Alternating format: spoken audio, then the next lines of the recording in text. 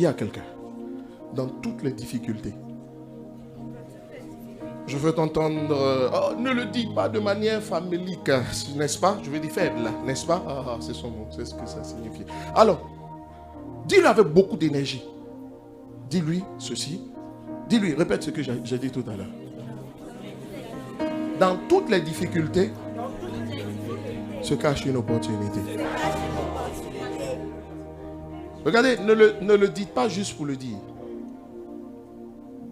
Ferme les yeux, s'il te plaît. Et dis avec moi, dans toutes les difficultés, se cachent des opportunités. En Jean chapitre 11, au verset 4, vous connaissez parfaitement l'histoire de Lazare, n'est-ce pas? Ok, je sais pas si... La Bible va dire en Jean chapitre 11, verset 4, après avoir entendu cela, Jésus dit, on vient annoncer la mort, la maladie, n'est-ce pas, de Lazare. C'était une maladie suffisamment grave. Et Jésus va dire ceci, cette maladie n'est point à la mort, mais elle est pour la gloire de Dieu, afin que le Fils de Dieu soit glorifié par elle. Écoutez-moi, voici quelqu'un qui est malade, il est malade à mort. Et Jésus dit, cette maladie n'est pas pour la mort. Qu'est-ce que Jésus essayait de nous faire comprendre dans ce passage? Ça veut dire que dans la difficulté qui était là, il y avait une gloire. Regardez, il dit, elle est pour la gloire de Dieu, afin que le Fils de l'homme soit glorifié par elle. Ça veut dire que dans la situation difficile par laquelle, n'est-ce pas, Lazare et sa famille passaient, il y avait une gloire que Dieu voulait révéler. Ce passage est en train de nous dire que Dieu nous révèle sa gloire au travers de difficultés. C'est au travers de difficultés que Dieu révèle sa gloire. Qu'est-ce que ça veut dire? Ça veut dire que dans chaque difficulté, il y a une gloire de Dieu qui est cachée. Dans chaque difficulté, ou derrière chaque difficulté, ou la difficulté qu'elle a, Dieu l'utilise simplement comme un prétexte. Comme un prétexte pour révéler une gloire. Vous savez pourquoi je le dis? Parce qu'on a beau le crier ici, la situation sera en face de la situation. Avec Dieu et le Dieu de la foi, la vraie foi, la foi en réalité, elle va au-delà de je crois que. La foi, c'est je sais que. Je sais que. Dis à ton voisin, je sais que. Et il y a une différence entre je sais que et je crois que. Oh, dis-moi, comment tu t'appelles? Ouais, je sais bien sûr.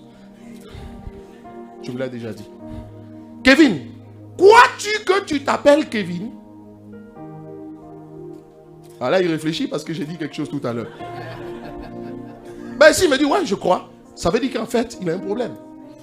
Il ne croit pas qu'il s'appelle Kevin. Il sait qu'il s'appelle Kevin.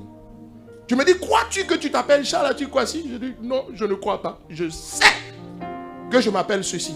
La Bible dit, le peuple de ceux qui connaissent leur Dieu agira avec fermeté. Ça veut dire quoi? Et on dit ceci aussi que tout ce qui n'est pas fruit de conviction est péché. Autrement dit, dans la marche, nous en tant que chrétiens, on doit avoir des convictions. Or, quand ce que je crois passe par le prisme de l'expérience, ce n'est plus je crois, mais c'est je sais. Je n'ai pas besoin d'avoir vécu cela moi-même. Mais à côté de moi, Dieu fait beaucoup de choses. Pourquoi est-ce qu'avant que Marie n'enfante, Dieu permet qu'Élisabeth, qui était sa parente, qui était juste à côté d'elle, tombe enceinte d'abord? C'était pour que quand l'ange allait parler à Marie, si elle doutait, elle allait se souvenir et dire, je sais que Élisabeth, qui n'était pas à mesure d'enfanter, a enfanté. Donc, l'expérience, c'est ce que je sais pas moi, ce que je sais à travers les autres. Si Dieu l'a fait pour l'autre.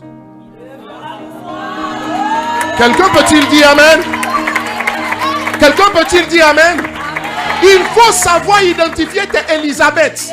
Il y a toujours une Élisabeth que Dieu met autour de toi. C'est une personne dont le miracle est révélateur dans ta vie, que Dieu ne t'a pas oublié et que Dieu s'occupera de ton cas.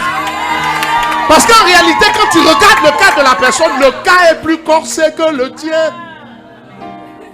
Tu t'assois, tu dis, ah, si Dieu a pu faire cela pour Élisabeth stérile, et puis cette dame en plus, on dit elle était très avancée en âge. Je n'aime pas beaucoup dire le mot, mais elle était ménopausée. Donc, et j'aime ça chez ce Dieu. Quand il agit de sorte à ce que les plus sceptiques puissent ravaler leur scepticisme. Et qu'ils croient. Écoute-moi, tu peux ne pas aimer le lièvre, mais reconnais au moins qu'il a de longues oreilles.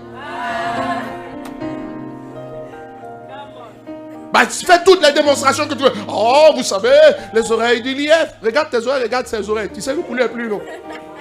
Je veux dire quoi? Je suis simplement en train de te dire que Dieu ne... En fait, il y a ton voisin, je sais, je sais. Tu lui passes de je crois à je sais. Le je crois fatigue la foi de beaucoup. Il est important d'arriver à je sais. Et moi j'aime Job, il dit je sais. Il n'a pas dit je crois que mon Rédempteur est vivant. Il dit je sais. I know. Je sais que mon Rédempteur est vivant. Et c'est lui qui agira pas le premier, mais le dernier. Ça veut dire quoi? Ça veut dire que Dieu laisse toujours le diable agir avant de corriger la copie. Chez nous. Je ne sais pas comment ça se passe ici, mais quand nous on était élèves, vous savez, à l'examen, il y a plusieurs correcteurs. Il y a un premier correcteur, il y a un deuxième correcteur, mais c'est la note du troisième correcteur. Donc ça veut dire que c'est celui qui corrige le dernier, c'est lui qui a le dernier mot. En tout cas, chez nous, c'est comme ça se passe. Je ne sais pas comment ça se passe ici. Quelqu'un dit Amen.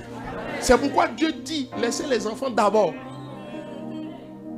Certains trop jeunes. Qu'il fasse. Oh, tu comprends le mot jeune. C'est pas une question d'âge. Il est trop petit. Dis à ton voisin, il est trop petit. Il est trop petit. Et je peux vous assurer, regardez, on dit, oh, notre Père qui est aux cieux. Hey, qui est aux cieux. Tu as déjà pris l'avion? Ouh, mais bien sûr que tu as déjà pris l'avion. Imagine-toi un avion qui s'élève. Quand l'avion prend de la hauteur, je vous pose la question. Est-ce qu'une case est différente d'un château? Ce ne sont que des petits points.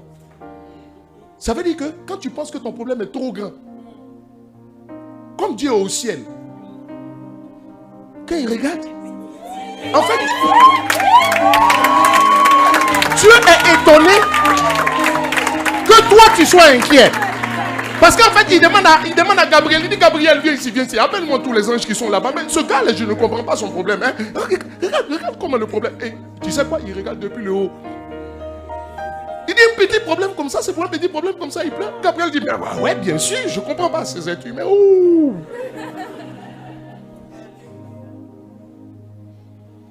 Je suis en train de dire quoi? Dans chaque difficulté, écoutez-moi, Dieu cache sa gloire, mais dans le problème.